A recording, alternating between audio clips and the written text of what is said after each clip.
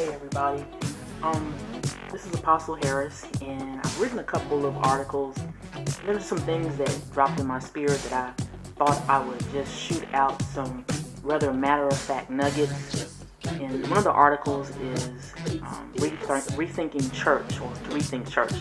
And there was another one that I dropped out. It's called Rethink Church Again. And I want to be a little more matter-of-fact about some things. There's just a lot of stuff, for lack of a better word, that's really been in my spirit. And the name or the mandate that I have is to take the church out the box, and I submit that very humbly. And the box that we often find ourselves in is religion or religious ideas. And one of those religious ideas has been the whole idea of how we've been doing church. And if you kind of follow along in this article, you'll see that there's a picture there that it depicts a person as being stuck.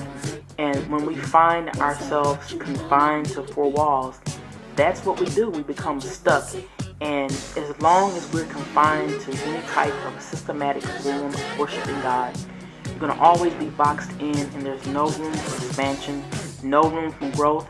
We always say that we are apt to teach, or that we're teachable, but you're really being shuffled the same thing, and there's no room for anything new. And just because you walk into what you call salvation, it doesn't mean there's no more room for growth. God is a progressive God. God is always moving. God is always expanding. God is a God of growth. So I want to encourage you, if you're in a place, and I'm not just speaking location, but if you're in a place, even in your mind, where you know you're stuck or you feel like you're stuck, just get out the box. You have permission. You have permission to do something different, because your very sanity depends on it. Your very life depends on it. It's time that you begin to take spirituality into your own hands. Begin to know God, not through a building, not through a concept, not through what people think is right or wrong, but know God in His purest form. And when I say knowing God in His purest form, I mean without being attached to any type of denomination, without being attached to any type of doctrine, but just get to know God. Know God even beyond a book, beyond a sermon series, beyond lectures. Know God for yourself. And the way that you find God is not to look out, but to look inward. Can I say this? That God has deposited truth everywhere. And it never was outward, but it never was outside of man, but it was always inside of man. We have abandoned a lot of things in the name of God.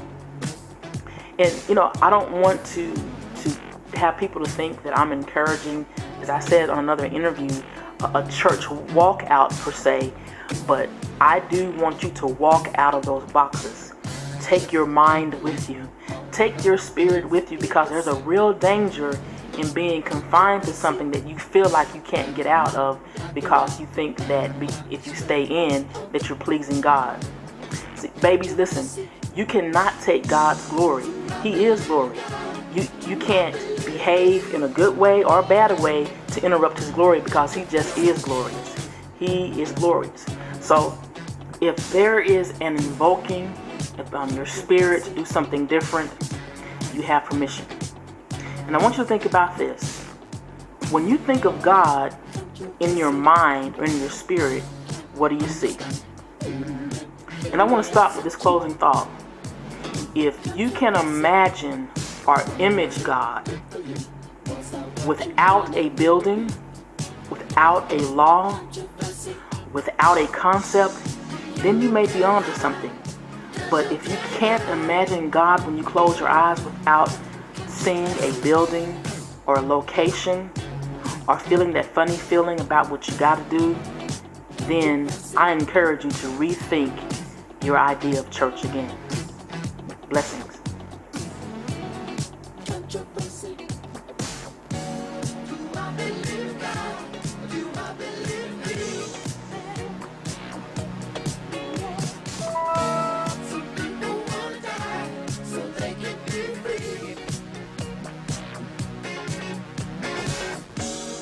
Life is just a game, we're all just the same.